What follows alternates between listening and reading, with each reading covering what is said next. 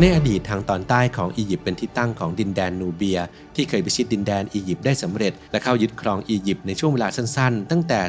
728ถึง664ปีก่อนคริสตกาลนูเบียมีวิธีการปกครองทางภูมิรัฐศาสตร์คล้ายกับอียิปต์ทั้งการตั้งอยู่ริมแม่น้ำไนล์เหมือนกันและมีการแบ่งดินแดนออกเป็นตอนบนกับตอนล่างเช่นเดียวกันความสัมพันธ์ของทั้งสองอาณาจักรเต็มไปด้วยความซับซ้อนตลอดเวลากว่า 3,000 ปี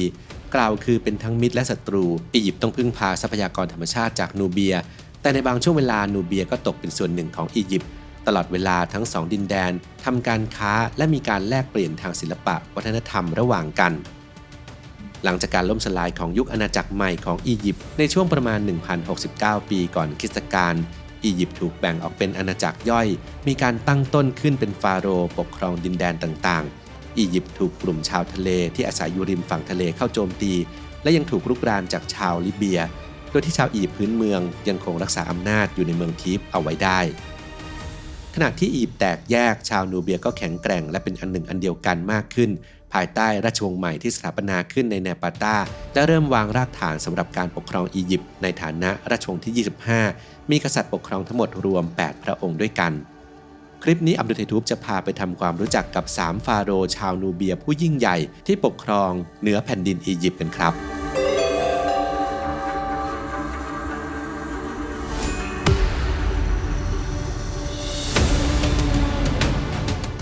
1. ปีเยฟาโรห์ผู้พิชิตดินแดนอียิปต์ปีเยหรือพีอังคีครอบครองราชบัลลังก์นูเบียมาระยะหนึ่งก่อนที่จะนำกองทัพขึ้นมาทางเหนือเข้าสู่อียิปต์ราว728 ปีก่อนคริสตกาลและกลายเป็นฟาโรห์เชื้อสายนูเบียพระองค์แรกนอกจากความแตกแยกของชาวอียิปต์จะเป็นปัจจัยที่ดึงดูดให้ปีเยตัดสินใจพิชิตดินแดนเพื่อนบ้านแล้วปัจจัยด้านอื่นๆก็มีส่วนด้วยเช่นกันกล่าวคือชาวนูเบียมักปรากฏตัวอยู่แถบทะเลทรายในอียิปต์หรืออียิปต์บนมาโดยตลอดเมื่ออาณาจักรใหม่ล่มสลายลงอิทธิพลของนูเบียก็เพิ่มมากขึ้นอีกทั้งกษัตริย์นูเบียได้กลายมาเป็นพันธมิตรกับชนชั้นสูงของอียิปต์แห่งทิฟผ่านการบูชาเทพเจ้าอามุนของอียิปต์ร่วมกันดังนั้นเมื่อเทฟนักผู้นำลิเบียแห่งเมืองซาอิสบริเวณสามเหลี่ยมปากแม่น้ำไนล์กลายมาเป็นศัตรูกับปีเยพระองค์จึงมีอีกหนึ่งเหตุผลที่ทำให้ต้องยกทัพขึ้นมาทางตอนเหนือของนูเบียเหตุผลในการรุกรานดินแดนอียิปต์ของปีเยได้รับการกล่าวถึงในแง่ศาสนาไว้ใน Victory Stella of ปีเยหรือจารึกชัยชนะของปีเยซึ่งจารึกชัยชนะนี้จารึกเป็นอักษรอียิปต์โบราณถูกค้นพบในปี 1862 โดยจอร์จ เรสเนอร์นักอียิปต์วิทยาชาวอเมริกันบริเวณเจอเบลบากาวภูเขาหินทรายหรือโขดหินขนาดใหญ่ที่ตั้งตระหง่านอยู่บนฝั่งแม่น้ำไนล์ในภูมิภาคนูเบียหรือแนปาตาโบราณ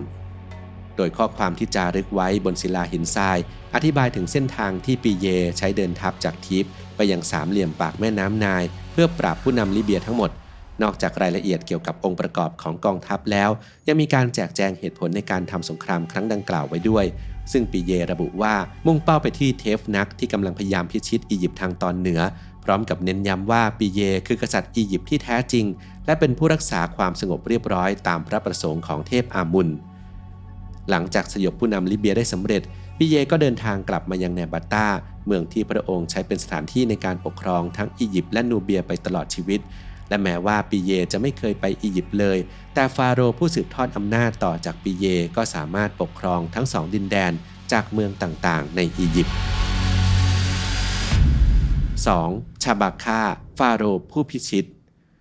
ทันทีที่ปีเยกลับมายังนูเบียดินดอนสามเหลี่ยมปากแม่น้ำไนล์ก็กลายเป็นปัญหาสำหรับผู้สืบทอดอย่างชาบาค่าฟาโรห์ชาวนูเบียคนที่2เนื่องจากบาเคนเรเนฟผู้สืบทอดตำแหน่งของเทฟนักจากลิเบียเข้ามาควบคุมภูมิภาครอบๆเมืองซาอิสให้กลายเป็นอาณานิคมของตนทั้งยังประกาศว่าตนเองเป็นกษัตริย์แห่งอียิปต์ล่างและอียิปต์บนอ้างอิงจากแมนิโทนักบวชระดับสูงของเทพทานักวิทยาศาสตร์และนักประวัติศาสตร์ชาวอียิปต์ซึ่งมีชีวิตอยู่ในยุคทอเลมีในช่วงปลายศตวรรษที่ 4 หรือต้นศตวรรษที่ 3 ก่อนคริสตกาลโดยนักอียิปต์วิทยาสมัยใหม่จะเรียกการปกครองของบาเคนเรเนฟว่าเป็นราชวงศ์ที่ 24ในขณะที่นูเบียเป็นราชวงศ์ที่ 25และทันทีที่บาเคนเรเนฟเริ่มประกาศตนขึ้นเป็นใหญ่ก็นำกองทัพขึ้นเหนือเพื่อกำจัดภัยคุกคามในซาอิสส่วนการรุกรานดินแดนอียิปต์ของชาบาค่าเมื่อ712ปีก่อนคริสตกาลมีข้อมูลบันทึกถึงเหตุการณ์ดังกล่าวไว้2แห่งด้วยกันจุดแรกคือบนรูปแกะสลักรูปแมลงพร้อมคำให้การของแมนิโท ซึ่งส่วนหนึ่งของข้อความระบุว่าชาบาค่ากวาดล้างพวกกบฏที่ต่อต้านเขาในอียิปต์บนดินดอนสามเหลี่ยมปากแม่น้ำและในดินแดนต่างชาติทั้งหมดเหล่าผู้พำนักในทะเลทรายและผู้อ่อนแอต่างล่มสลายจากการสังหารของเขาจากข้อความจะสังเกตได้ว่าชาบาค่าไม่เคยขานชื่อบาเคนเรเนฟเลยเพียงแต่กล่าวว่าเป็นส่วนหนึ่งของเหล่าผู้พำนักในทะเลทรายซึ่งน่าจะเป็นบรรพบุรุษชาวลิเบียและแม้จะเป็นชาวนูเบียแต่ชาบาค่าก็ได้รับการยอมรับว่าเป็นผู้ปกครองอียิปต์ที่ถูกต้องคล้ายกับฟาโรห์ปีเยที่บูชาเทพเจ้าอียิปต์โดยการสร้างกฎระเบียบในดินแดนขึ้นมาใหม่ส่วนแหล่งข้อมูลที่2คือชิ้นส่วนที่66และ67จากบันทึกประวัติศาสตร์อียิปต์ของแมนิโทที่กล่าวถึงสิ่งที่เกิดขึ้นกับบาเคนเดเนฟขณะที่ตกอยู่ในกำมือของชาบาค่าว่าชาบาค่าจับบาเคนเดเนฟมาเป็นเฉลยก่อนจะเผาเขาทั้งเป็นและขึ้นของราชย์เป็นเวลา8 ปีหลังจากเอาชนะและน่าจะสังหารบาเคนเดเนฟไปแล้วชาบาค่าตัดสินใจปกครองอียิปต์และนูเบียจากภายในดินแดนอียิปต์โดยเลือกเมืองเมมฟิสและทีฟเป็นฐานที่มั่นนอกจากนี้เขายังทำให้การปกครองของเขาถูกต้องตามกฎหมายโดยการเพิ่มตัวตนเข้าไปในวิหารที่มีอยู่แล้วในอียิปต์บนและล่างรวมทั้งก่อสร้างโครงการขนาดใหญ่อื่นๆเช่นการขุดคลองซึ่งรูปแบบการปกครองเช่นนี้ชาวกรีกได้เรียนรู้และสืบทอดในเวลาต่อมานับว่าเป็นวิธีที่ประสบความสำเร็จและมีประสิทธิภาพเป็นอย่างมาก 3. ทาฮาก้าฟาโรห์ยอดนักรบทาฮาก้าฟาโรห์นูเบียพระองค์ที่ 4ได้จารึกชื่อของตนเองไว้ในหน้าประวัติศาสตร์ตั้งแต่701 ปีก่อนคริสตกาลขณะที่เขายังเป็นเพียงเจ้าชายราชทายาทด้วยการนำทัพนูเบียอียิปต์ไปทำสงครามยังเอลเทเคในอิสราเอลเพื่อต่อต้านกษัตริย์เซนนาเคริฟแห่งจักรวรรดิอัสซีเรียอันยิ่งใหญ่ตามบัญชาของฟาโรห์เชบิตคูฟาโรห์ชาวนูเบียคนที่ 3เชบิตคูเข้าร่วมเป็นพันธมิตรทางทหารตามพระคัมภีร์อย่างแท้จริงโดยการเข้าช่วยเหลือกษัตริย์เฮเซคิยาแห่งยูดาห์สมรภูมิที่เอลเทเคถูกกล่าวถึงในพงศ์กษัตริย์ฉบับที่ 2ของพระคัมภีร์ภาคพันธสัญญาเดิมซึ่งระบุชื่อของทาฮาก้าว่าเทอร์ฮาก้ากษัตริย์แห่งเอธิโอเปีย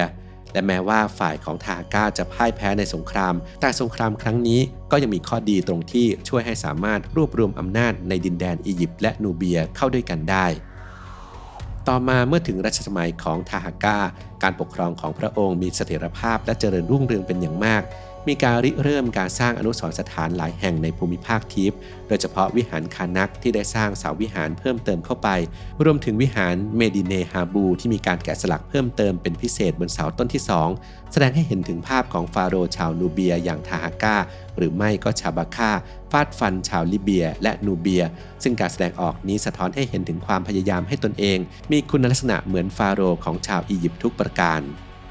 ทาฮาก้านับเป็นหนึ่งในผู้ปกครองที่เข้มแข็งแต่จักรวรรดิอัสซีเรียในขณะนั้นแข็งแกร่งกว่ามากซึ่งกษัตริย์อีซาเฮดดอนแห่งอัสซีเรียได้ยกทัพมาโจมตีอียิปต์ถึง2ครั้งในช่วง